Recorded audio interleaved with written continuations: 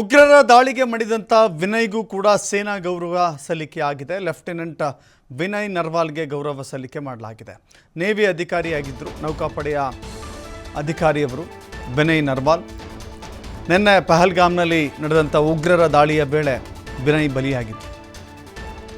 ಇತ್ತೀಚೆಗಷ್ಟೇ ಅವರು ಮದುವೆಯಾಗಿದ್ದರು. ಒಂದು ವಾರದ ಹಿಂದೆಯಷ್ಟೇ ಮದುವೆಯಾಗಿದ್ದರು. ಮದುವೆಯಾದ ನಂತರದಲ್ಲಿ ಹೆಂಡತಿಯ ಜೊತೆ ಕಾಶ್ಮೀರಕ್ಕೆ ಹನಿಮೂನ್ಗೆ ಅಂತ ಬಂದಿದ್ದರು. 26 ವರ್ಷ ಭಾಳ ಕಷ್ಟಪಟ್ಟು ಓದಿ ನೇವಿಲಿ ಉನ್ನತ ಮಟ್ಟದ ಅಧಿಕಾರಿಯಾಗಿ ಆಯ್ಕೆಯಾದಂಥ ವ್ಯಕ್ತಿ ವಿನಯ್. ಹೀಗಾಗಿ ನೇವಿ ಅಧಿಕಾರಿಗಳೇ ಅಲ್ಲಿದ್ದಾರೆ, ಗಮನಿಸ್ತಾ ಇದ್ದೀವಿ.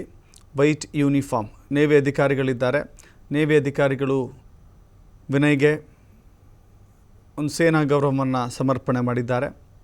ಈ ಸಂದರ್ಭದಲ್ಲಿ ನೌಕಾಪಡೆಯ ಪ್ರಮುಖ ಅಧಿಕಾರಿಗಳು ಕೂಡ ಈ ಸಂದರ್ಭದಲ್ಲೇ ಇದ್ದರು.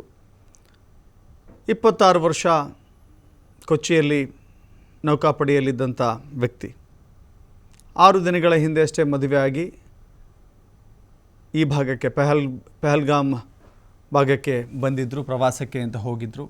ಈ ಹನಿಮೂನ್ನ ಸಂದರ್ಭದಲ್ಲಿ ನೋಡಿ, ಆಕೆಯ ಕೈ ಬಳೆ, ಆಕೆಯ ಮೆಹಂದಿ ಕೂಡ ಅಳಿಸಿಲ್ಲ. ಮದುವೆಗೆ ಸಿದ್ಧವಾಗಿದ್ದಂಥ ವೇಳೆ ಹಾಕಿಕೊಂಡಿದ್ದ ಮೆಹಂದಿ ಕೂಡ ಅಳಿಸಿಲ್ಲ. ಅಂಥ ಸಂದರ್ಭದಲ್ಲಿ ತನ್ನ ಹಣೆಯ ಕುಂಕುಮ ಈಗ ಅಳಿಸೋಗುತ್ತೆ ಅಂತ ಹೇಳಿ ಯಾವತ್ತೂ ಮನಸ್ಸಿನಲ್ಲೂ ಕೂಡ ಆಕೆ ಯೋಚನೆ ಮಾಡಿರಲಿಲ್ಲೇನು. ಒಂದು ಸುಂದರ ಜೀವನದ ಕಲ್ಪನೆಯನ್ನು ಆ ಗಂಡ ಹೆಂಡತಿ ಹೊಂದಿದ್ರು. ಇಂದಿನಿಂದ ಜೀವನ ಆರಂಭ ಮಾಡ್ತಾ ಇದ್ದೀವಿ ಅಂತ ಹೇಳಿ ಆ ಪತ್ನಿ ಕೂಡ ಕಣ್ಣೀರಿಡ್ತಾ ಇದ್ದಾಳೆ. ಪತಿಯ ಮುಖವನ್ನು ನೋಡಿ, ಪತಿಯ ಮೃತದೇಹವನ್ನು ಕಂಡು ಜರ್ಜರಿತವಾಗಿರುವಂಥ ಪತ್ನಿ ಕಣ್ಣೀರಿಡ್ತಾ ಇದ್ದಾಳೆ, ಗೋಳಾಡ್ತಾ ಇದ್ದಾಳೆ. 6 ದಿನದ ದಾಂಪತ್ಯ ರೀ, 6 ದಿನದ ದಾಂಪತ್ಯ ಅಷ್ಟೆ. 7ನೇ ದಿನಕ್ಕೆ ಗಂಡ ಇಲ್ಲ. ಹನಿಮೂನಿಗೆ ಅಂತ ಬಂದವರು ಭೂಲೋಕದ ಸ್ವರ್ಗ ಅಂತ ಕರೆಯಲ್ಪಡುವಂಥ ಕಾಶ್ಮೀರ ಇವರ ಪಾಲಿಗೆ ಶಾಶ್ವತವಾಗಿ ನರಕ ಸೃಷ್ಟಿಸುವ ರೀತಿಯಲ್ಲಿ ನಡೆದೇ ಹೋಯಿತು. ಸೊ ವಿನಯ್ಗೆ ಹೊಸ ಜೀವನ ಸಿಗುತ್ತೆ. ಹೆಂಡತಿಯ ದಾಂಪತ್ಯ ಜೀವನಕ್ಕೆ ಕಾಲಿಡ್ತಾ ಇದ್ದೀವಿ ನಾವು. ಖುಷಿ. ಕುಟುಂಬಸ್ಥರು ಕೂಡ ಖುಷಿಯಾಗಿ ವಿನಯ್ ಮತ್ತು ಆತನ ಹೆಂಡತಿಯನ್ನು ಕಳಿಸಿಕೊಟ್ಟಿದ್ರು.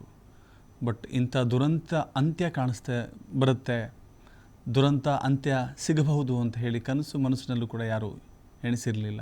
ಇಂಥದ್ದೊಂದು ಘಟನೆ ನಡೆದು ಹೋಗಿದೆ. ಆಕೆಯ ದುಃಖ ಕಣ್ಣೆದುರಿಗೆ ಪತಿಗೆ ಗುಂಡೇಟು ಬಿದ್ದು ರಕ್ತದ ಮಡುವಿನಲ್ಲಿ ಬಿದ್ದು ಒದ್ದಾಡಿ ಕೊನೆ ಉಸಿರೆಳೆದಿದ್ದನ್ನು ಆಕೆ ಹೇಗೆ ತಾನೇ ಮರೆತಿದ್ದಾಳು. ಇಡೀ ಜೀವನ ಆತನ ಜೊತೆ ಸಾಗಬೇಕು ಅಂತಂದುಕೊಂಡಾಗ 6 ದಿನಕ್ಕೆ ದಾಂಪತ್ಯ ಅಂತ್ಯವಾಗುತ್ತೆ ಅಂತ ಹೇಳಿದ್ರೆ ಎಂಥವರ ಮನಸ್ಸು ಕೂಡ ಮಿಡಿಯುತ್ತೆ.